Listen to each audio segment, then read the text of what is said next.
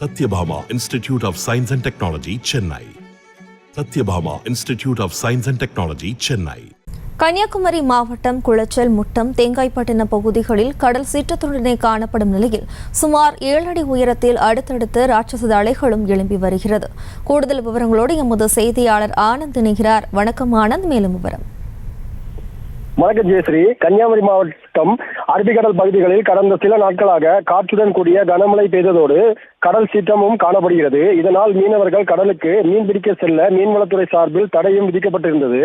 இதனால் கடந்த 5 நாட்களாக மீனவர்கள் கடலுக்கு மீன் பிடிக்க செல்லாமல் இருந்து வந்தனர்.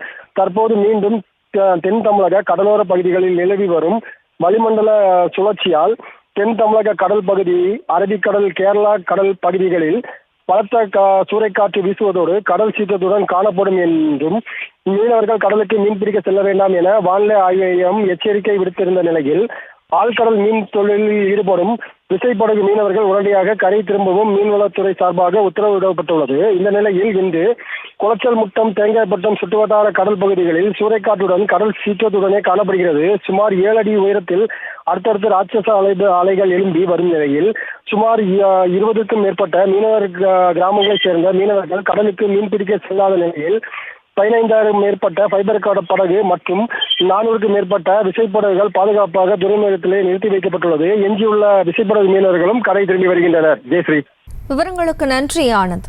Satyabhama Institute of Science and Technology, Chennai. Satyabhama Institute of Science and Technology, Chennai. செய்திகளை உடனுக்குடனும் துல்லியமாகவும் தெரிந்து கொள்ள சப்ஸ்கிரைப் பண்ணுங்க.